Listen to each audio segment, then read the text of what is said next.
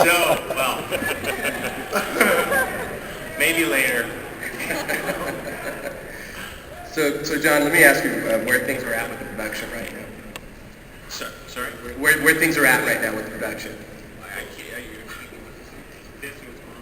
Oh, what's going on in the movie?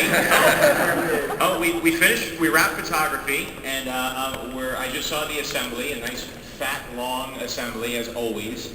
And fortunately, because we use so many practical effects, we have the suit you saw was designed by our team, Ryan Meyerding, Phil Saunders, and Stan Winston, and his people came on board, built the suits. So the suit you see downstairs at the Marvel booth and what you see in the movie, except for the flying practical, on any of that yet. So there's still a long way to go.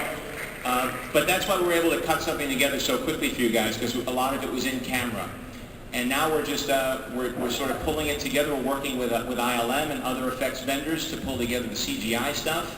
And we were far enough ahead that I could come out a few days early to come out here and present to Comic-Con. So we're in the thick of things. I was afraid we might have to, instead of showing footage, have all of you dress up as the Mandarin and do a scavenger hunt. But somebody else did that already. So we opted to come out here and just cut as much footage together as we could, and here it is. Robert, can you talk about what it was like when the first time you put the suit on? I said I wanted to do it as often as possible, and then laid up like I kind of backed off a little bit. But it was great. The whole experience was great, and being able to work under John's direction and with just the whole team was fantastic, and most of all, Gwyneth and Terrence, and just the fact that we felt we were able to make a movie that was worth watching, aside from all the stuff that I just completely got off on watching in this. Gwyneth, what was it about the Pepper Potts character that attracted you to this project?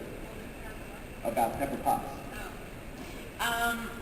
I love the dynamic between Pepper and Tony, and the fact that Robert was playing Tony I thought was so incredible, and he's always been one of my favorite actors and always been somebody that I wanted to work with.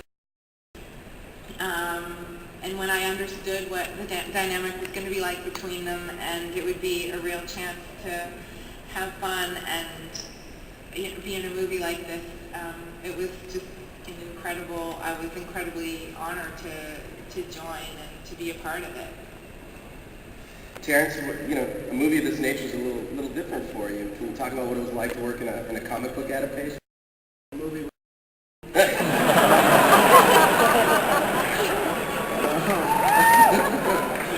That ain't funny. Say the question one more time. What was it like to work in a comic book adaptation? Well, no, every script is a comic book. You got to remember that the first thing in acting is play. It started with an imagination. It started from a place where you guys remember when you sit up and make up characters and pretend you could fly, and that's what drew our attention to comic books. So for me, being in a movie, any type of movie, playing somebody I have no idea what their life is like, is in a sense being able to fly. And when I did doing Iron Man and getting to play a lieutenant colonel, you guys know I went up in an F-16, and I got to go upside down. I got to vomit. I got to do all the fun stuff that we all wish we could do all the time. It was the most fun I've ever had on the film, and then working with Robert, who I don't know if everybody realizes, that one person that's able to just be themselves no matter who else is around, no matter who's watching. And then you see incredible things. And so as an actor, I'm learning from these two. And the first time I bumped into him, Gwyneth and John was our first table read. And these guys are so comfortable, and I got nervous and was afraid to speak. So, I think I went into this film with a lot more respect and trepidation than I did in any other film I ever walked in.